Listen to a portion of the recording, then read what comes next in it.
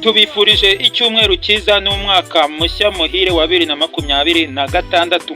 Na wundi rero muri kumva ni Santos Cliff, iyi ni James Sport Focus TV. Ndabashuhuje rero abateze amatwi channel James Sport Focus TV. Aya ni amakuru agezweho utasanga cyane muri siporo.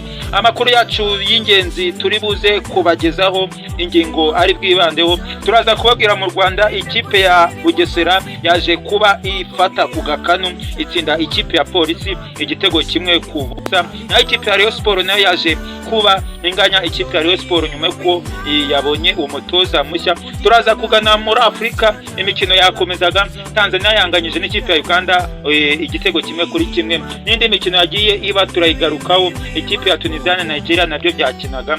Turaza kwerekeza i Burayi. Champion mukundi ikipe ya Arsenal yaje kuba yitwara neza, itanga noheri ku bafana bayo, yaje kuba ibikora cyane. Igitambo cya weekend cyatanzwe ni ikipe ya Chelsea ikipe ya Aston Villa yaje kuyikubita iyisaka, ikubita ibitego bibiri. Na ikipe ya Liverpool nayo yaje kuba yitwara neza. Bibutse rero bakunzi bacu, mbere yuko amakuru yacu muzajya muyabona, mbere na mbere no gukora subscribe, ugakora like, ugatira no kuri comment kugira ngo ibiganiro byacu uzajye ubibona bitabatenze.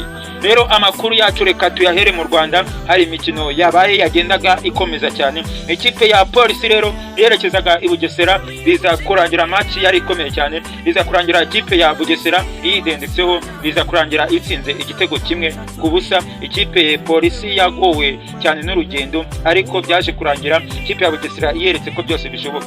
So umukino wabaye gusa, undi mukino wabaye ikipe ya Rayon Sport kuri Kigali Pele Stadium yakiraga ikipe ya Etincelle. Amasezerano umutoza wayo yari yaramaze kuyasinya. Yaje kurangira rero uyu mutoza umukino wayo we wa mbere banganyije igitego kimwe kuri kimwe. Ikipe ya Rayon Sport rwose yabanje igitego, maze ikipe ya Etincelle iza kukishyura mu minota ya nyuma. Ikipe ya Etincelle itameze neza, iri kureba ko yava mu myanya irimo mibi. Reka rero mberekeze ku makuru ari kuvugwa muri Afrika. Ayo mu Rwanda ikindi mwamenya nuko Aperi murabizi yaje kuba itsinda Muhanga, iza kuyitsinda ibitego bibiri kuri kimwe. Reka twerekeze muri Afrika rero. Match zarakinwaga cyane. Ikipe ya Benin yaje gutsinda Botswana igitego kimwe ku busa. Na ikipe ya Senegal nayo iza kunganya na Democratic Republic Congo busa ku busa. Ikipe ya Uganda nayo yaje kuba inganya na Tanzania igitego kimwe kuri kimwe. Reka noneho tugaruke kuri shampiyona ikunzwe n'abatari bakeya. Na yindi rero ni Premier League, nayo yarakomezaga cyane, imikino yakinwaga cyane ku bwinshi, aho ikipe zikomeye zagiye zitanga impano. Ikipe ya Manchester United yaje kuba ibanza, iza gukina ku wa gatanu itsinda ikipe ya Newcastle United igitego kimwe ku busa.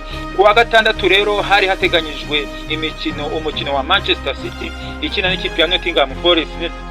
Nayo Manchester City yaje gutsinda ikipe ya Nottingham Forest itsinda igitego kimwe, igitsinda ibitego bibiri kuri kimwe.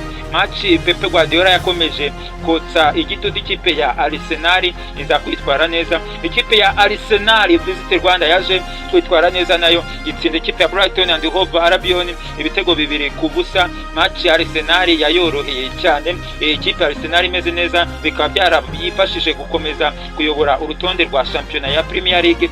So umukino wundi wabaga ikipe ya Everton nayo yanganyaga na Burnley ubusa ku busa.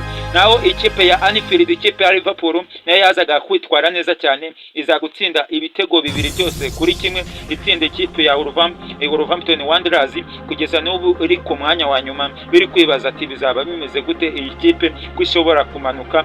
Isaa moya n'igice rero hari hategerejwe match ikomeye, match ya kasamutwe, aho ikipe ya Chelsea kuri Stamford Bridge yakiraga ikipe ya Aston Villa. Chelsea rero yaje kuba ikubitwa cyane, Unai Emery atsinda Maresca amurusha. Aston Villa itsinda Chelsea ibitego bibiri byose kuri kimwe. Nyamara ikipe ya Chelsea niyo yari yakibanje cya Joe Pedro yari yakibanje neza mu gice cya kabiri, nyuma yuko umutoza wa Aston Villa Unai Emery asimbuje neza, aza gushyiramo Atkins utayizamu we, ahita atsinda ibitego bibiri. Ikipe ya Chelsea biri kwibaza ati aba bana n'aba bahungu badahuzaho bizagenda gute. si iyo mikino rero ikipe ya Chelsea ubwo nyine byaje kurangira gutyo ikubiswe kuri kino cyumweru hateganyijwe umukino umwe. Uwo mukino nta wundi, ikipe ya Crystal Palace irakira ikipe ya Tottenham Hotspur. Bakunzi b'amakuru ya siporo ayo twari tubafite, reka tuyasoreza aha, tuzagaruke ubutaha bifuriza umwaka mushya muhire wa 2026. Ngewe muri kumva ndi Santos Cliff. Ciao ciao.